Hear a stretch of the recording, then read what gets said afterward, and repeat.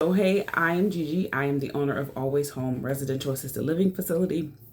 Always Home is a residential model for um, nursing care for residents, or just care for residents, because it is non-medical in this model. But it's for care for people, mainly seniors, people with developmental disabilities, veterans, and people who just have special needs that are in need of help with their activities of daily living, which are things like walking, ambulation, bathing, eating, continence care, incontinence care, dressing and grooming, transfers in and out of the bed, safety, supervision, medication management, and housing, right? So that's what we are there for, is to help those individuals out and to provide a safe place for them to live, and to help them to have the dignity and, care for them with the compassion that God has given us, so that they can live out their days in purpose and safety and happiness, just like we do, right? So that's what Always Home is.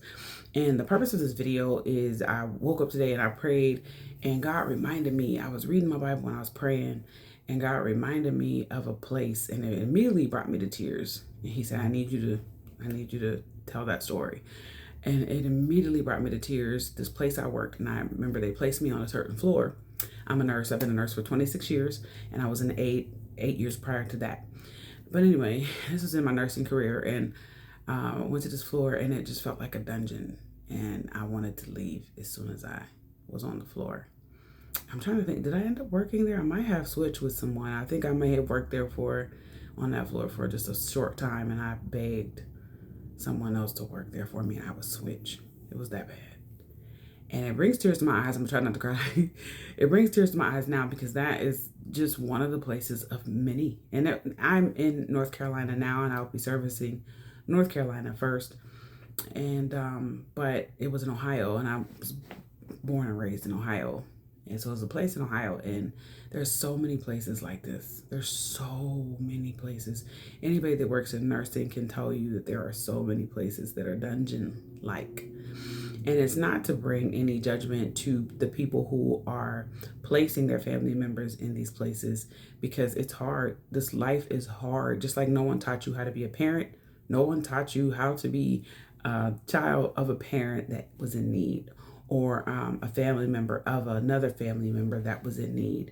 We are, this world is so set up to where you only have enough to take care of you and yours. You know what I'm saying? So to have even greater responsibility is unsurmountable sometimes. It's completely overwhelming.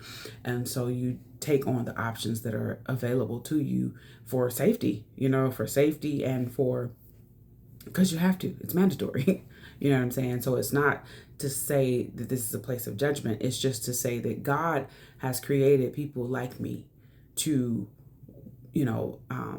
provide the option and the solution for better for your family member. And it's just, I had to get to a place of faith and to believe God, that he could do it, because I didn't grow up with means, you know what I mean? I ain't grow up with none of that. I ain't have nothing. I started from the bottom and I'm working my way up, you feel me, with the Lord. And so, yeah, it just takes people who are called, and I am called. And not only am I called, I have the confidence now that I can do what it is that God has called me to do in this industry, in nursing industry, with the residential assisted living. I'm starting there, but I will be going further, to have a skilled facility. And I have a vision that I'll tell later. But right now we're starting with the residential assisted living facilities. And I felt led by God very strongly to tell that story, that this place that I worked at was a dungeon. It was a dungeon. I refused to go up there. And every time I would go, and every time I do go and encounter places like that, it's like, God, I want to call down heaven and just wipe it out and start something new right then and there. But and the reality of it is, it takes steps. You know what I mean? That's the reality. We don't serve a magical God. We serve a actual God. And the reality is saying yes, believing and having faith and being in obedience. to what he said to do, and step by step, demolishing, not really even demolishing what's set up, but growing what he provided and allowing people to have that option and that solution. So I just wanted to tell you that there are places that are out there, and in me starting this, I'm going to be very transparent about our industry. Not to say that it's a bad industry, because when you get sick, you're going to go to the hospital, honey. When your family member is in need, you're going to go to a nursing home.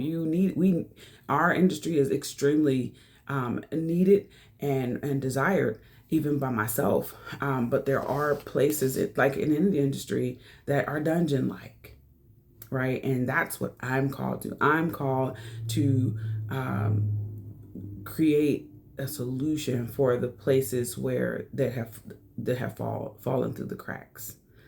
And it just brings tears to my eyes. Like, it's just like, I never want anybody to have to experience waking up and going to sleep in that darkness. You know what I mean? And the low means and not having light.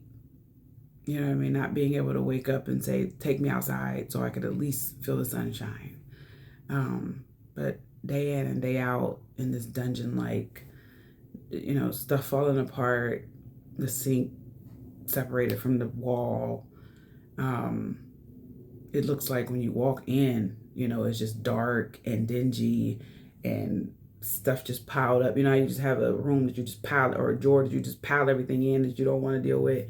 Rooms like that, and you have to walk past that, and then you go in your room, and all you have is this twin bed with this rackety mattress and these dusty sheets that you can tell probably ain't been washed, but for sure ain't been new in years. Imagine that. Eating food that tastes like water and cardboard.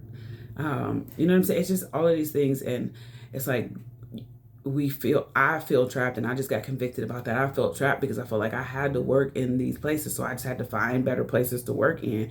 And God was like, no, you don't need to find no better places to work in. You need to do what I called you to do and start. So I just wanted to tell that, I just wanted to be obedient to what God had me to say.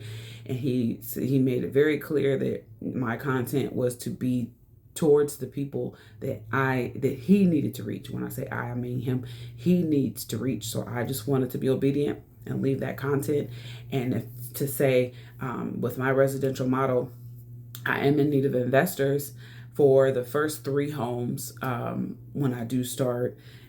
So it's like the first 3 homes for the residential assisted living model, and then the first 3 homes for the residential assisted living model, which is going to be skilled. Like, I'll need 3 homes to start out with an investor, and then after that I'll be able to take over and do, and handle all of that portion of it. But to reach out and say, if you do know that if there are any investors that you know of, and if you are an investor yourself, to reach out to me. My name is Gigi.